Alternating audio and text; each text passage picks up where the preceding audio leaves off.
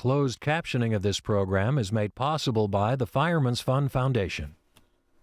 Shocking testimony during 3 days of hearings in Washington reveals how little was known about PG&E's pipeline before the San Bruno explosion. Educators, parents, and students brace for the worst-case scenario in the face of uncertainty over school funding, with the special election deadline a week away. Critics say the Oakland City Attorney's call for an expansive gang injunction goes too far. And a long battle over abuse at Pelican Bay State Prison may finally come to a close. Coming up next.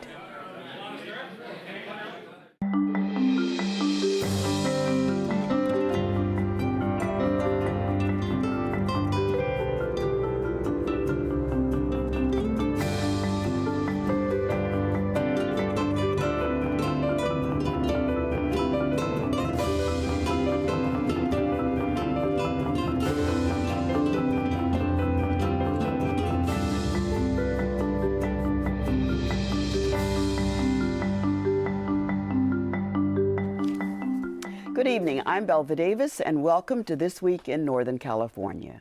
Joining me on our news panel tonight are Michael Montgomery, reporter with the Center for Investigative Reporting; Amy Allison, publisher of OaklandScene.com; Jill Tucker, education reporter for the San Francisco Chronicle; and Tom Vakar, consumer editor, KTVU News. Tom Bakar, what have we learned this week after those hearings in Washington about the San Bruno explosion? These are hearings in front of the National Transportation Safety Board, which is the accident investigation arm of the federal government that looks after transportation, whether it's airlines or trains or ships or pipelines. If there's an accident, they are charged with the investigation. So what they were trying to do is to get a real good idea above and beyond the actual inspections of pipes and interviews that they've done, to have a formal hearing in Washington, D.C. And probably the one thing that we learned most of all out of this thing, which was no real surprise, was how little PG&E really knew about that pipeline, and for that matter, many pipelines within its system, because they were installed so many years ago, some of these in the late 40s, early 50s, and all of that. So that was probably the most disturbing thing, because there are plenty of records that were generated at that time, but many of those records simply cannot be found. Now, whether they still exist or whether they were destroyed will be a matter of this investigation going forward. I think the other thing that we learned is that PG&E is hardly alone in this process, that about 70% of all the pipelines in the United States, 70% were built pre-1970, which means that there are all kinds of these pipelines all over the country. And while it is very regrettable that this happened in San Bruno, and PG&E is certainly going to bear responsibility for that, we've seen a couple of other explosions in recent times, and we know that more are likely to happen as these pipes continue to age, because they were not built perfectly, and some of the methods of inspection, the methodology is simply inadequate for the task, for something that's that old and that potentially dangerous. Yeah, in our world, it's always who's responsible.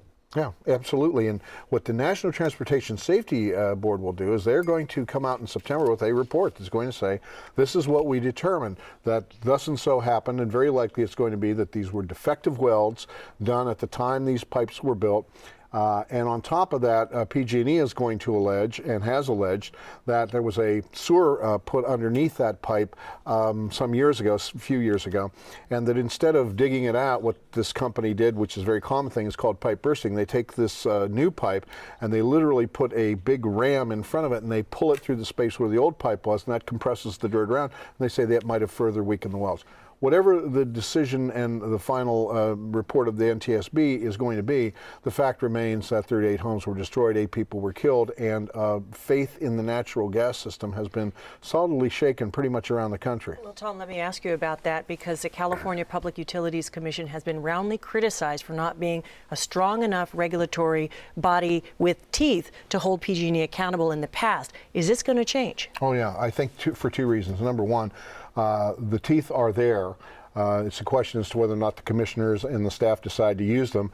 And the commissioners are appointees, and because they're appointees of the governor, they have various things. So for example, Mr. Peavy, the current president, is the former chairman, chief executive officer of Southern California Edison. So you could say that he has a bit of a bias towards the utilities. That doesn't mean that that's always shown that way, but you know, that certainly raises that issue. Mr. Brown, the new governor, Jerry Brown, has decided that he's going to replace most of these people, and he's already done 2, and if he replaces 1 more, he has the majority. And given the fact that the people that are replacing him are people that have very solid records of being pro-consumer, you can bet the utilities are not going to have as easy a time as they did under the Schwarzenegger-appointed administration. Tom, I wanted to ask, going a little bit back just to sort of the overall status of the pipes that we're all standing on. Industries folks this week said, oh, well, this was an anomaly. And the reality is there haven't been a lot of explosions. There's leaks before we have explosions, and they fix the leaks and everything's fine. But it does make me wonder, given that all these pipes were put in the ground so long ago, was this sort of the canary in the coal mine, basically, that all of these pipes are getting so old now that we're going to start seeing more of this type of thing? We're going to have to replace miles and miles and miles of pipe? Yeah, generally speaking, new bridges don't fall down, old ones do if you don't take care of them and if you don't pay attention to them. And the other problem is that, yeah, this may well be that some of these pipes are really getting to the point where they're ending their useful lives. And remember, these pipes are being used more than they've ever been used before as the population grows and in more places. You know, it used to be that when those pipes were first installed in San Bruno, there was nobody up there to take advantage of them. Now those pipes are tapped into mile after mile after mile after mile, so there's a lot more gas running through them. Now, the inspection methods that they have currently are basically inadequate to the task because you don't really know. They have a method of actually digging them up, very expensive. You can shut the gas down and put water in them and pressure that water up and see if you get a leak, but then you have to shut the gas down, and you have the fear of corrosion to those pipes after you put the water in there. And then finally there's this thing called a PIG, Pipe Inspection Gauge. It's a robotic device that goes in there, but in many of these pipelines, they are so willy-nilly, and the diameters change and everything else. Tom, it's almost impossible to do it that way. Wasn't there testimony, though, that there were other things that came out that the authorities in San Bruno was not aware of? And what about the legislative solutions that some are calling for? Well, Jackie Spear is calling for a lot of legislative solutions, and she's probably going to get most of them. The fire chief of San Bruno said that he had no idea that there was even a pipeline there. I mean, they had an idea.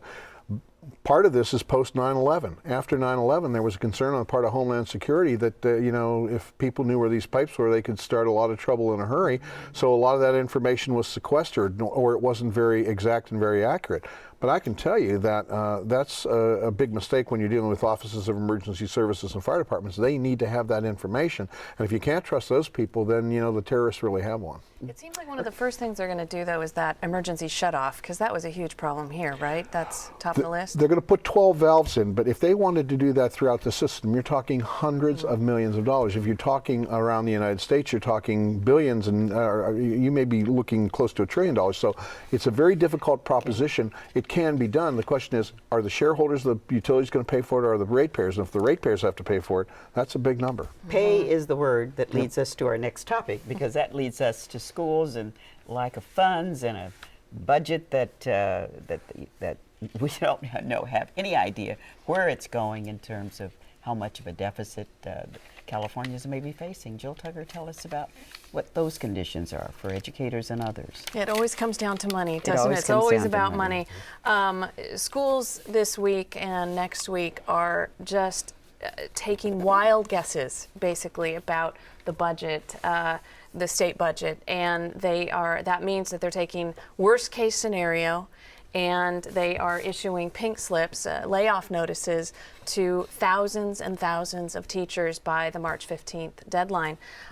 All of these numbers, we're talking maybe 30,000 teachers across the state, hinge on whether the state is going to get tax extensions and increases with the June election. Of course, everybody's waiting to see if those are even going to be put on the ballot. Nobody knows if they're even going to make the ballot, and even if they make the ballot, whether voters will approve them.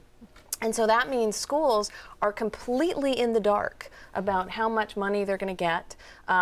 And it's just you have teachers all across the state who've gone into this profession, teaching children, many hard to teach children, and they're going to get pink slips in their mailboxes, mostly because we have no idea how bad it's actually going to get. It's not going to be good under any scenario, but they have no idea how bad it's actually going to get. It's a little scary.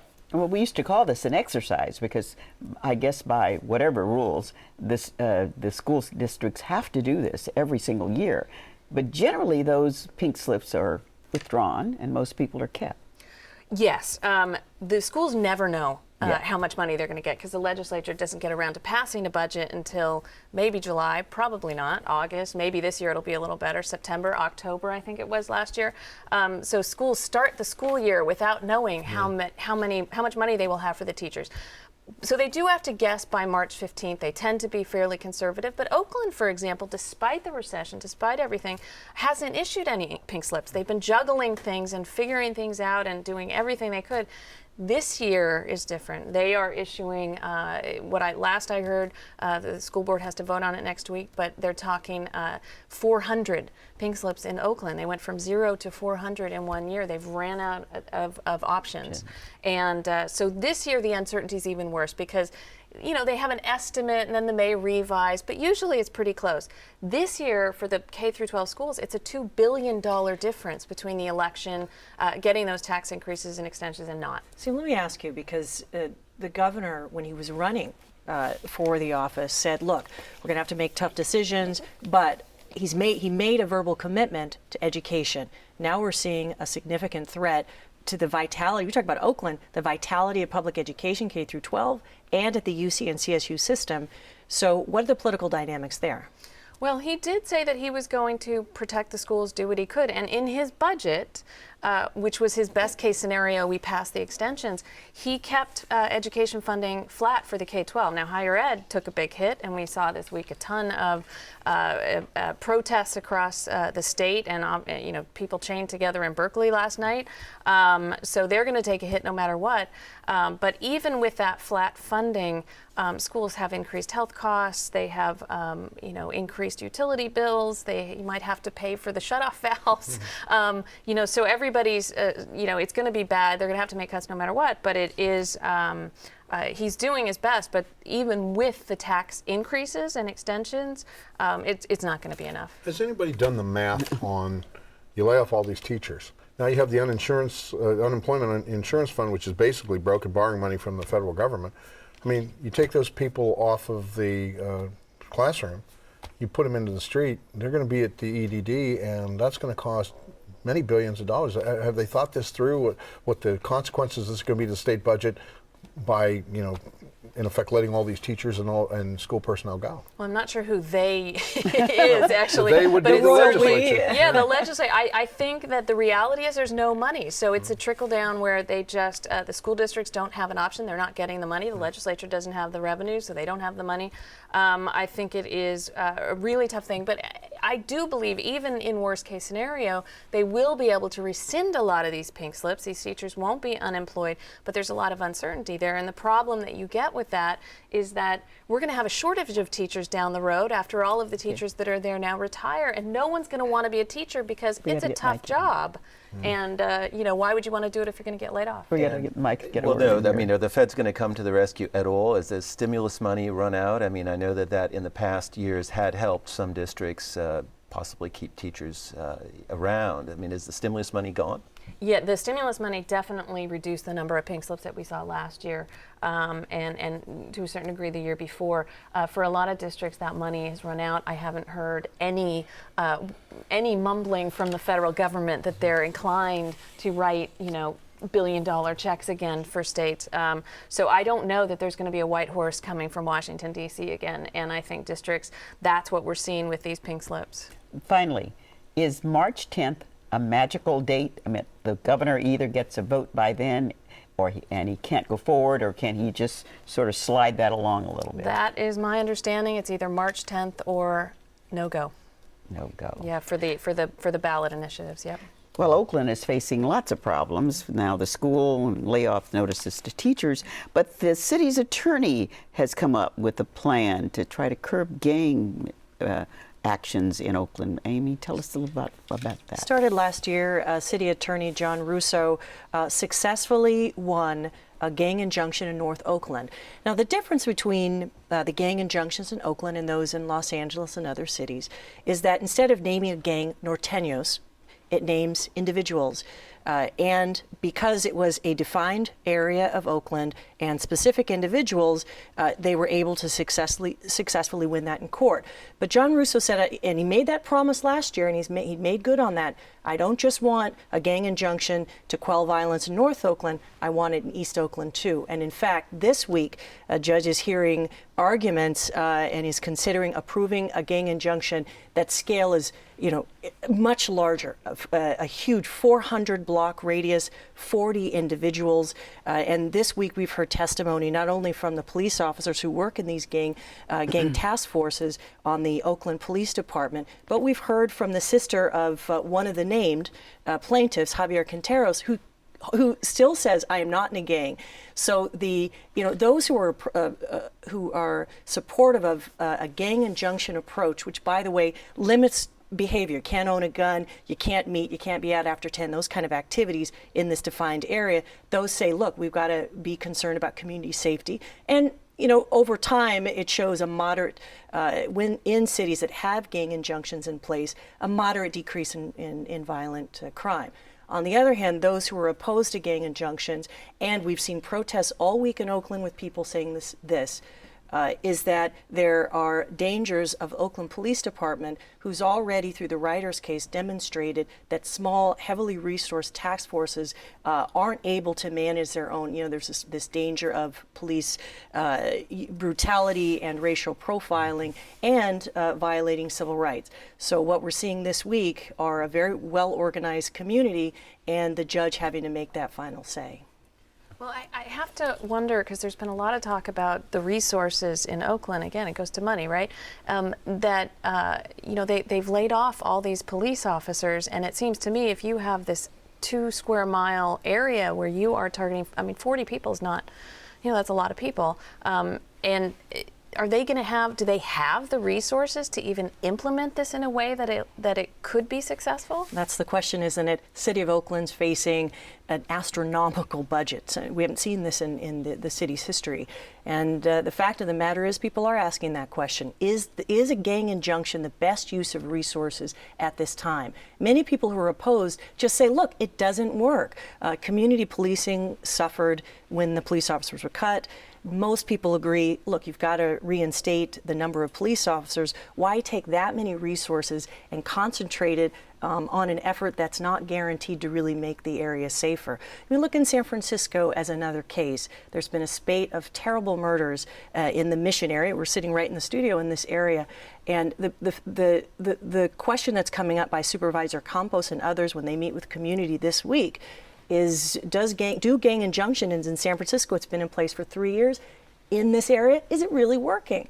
And so they're actually questioning the efficacy of gang injunctions in San Francisco. The same things in Oakland. What is and I don't know if you know the answer to this, what does the average person say who's living in one of these neighborhoods that are controlled by these gangs, ostensibly controlled by these gangs? Do they want them out? Do they want them in? Do they want them controlled? I mean, how do they, or do they just not say people want to anything? be safe. Mm-hmm. But the thing is, when you're measuring if gang injunctions actually work, you're looking at qualitative and quantitative data. It's very hard to be sure. For example, a police department can look at the number of calls over time that they get, but then the interpretation of those numbers is all over the place, wildly different conclusions. And you also see a Department of Justice study that came out a couple of years ago that shows in areas where there's gang injunctions that have been passed, that the relationship between the community that the police department's serving and the police department itself hasn't improved. So if the idea is to increase and engage the people in communities that are that have these gang problems, gang injunctions aren't the solution. Well, if I can. Go ahead, Mike. Well, just how big is the challenge there? I mean, you mentioned the uptick in violence in San Francisco. What is the data saying, crime statistics saying about gang violence in Oakland right now? Well, I don't have specific data, right now, but what we have seen is that the anecdotal data that the Oakland Police Department released in October showed significant improvement. So they're pointing to the gang injunction in North Oakland and saying the murder rate is down.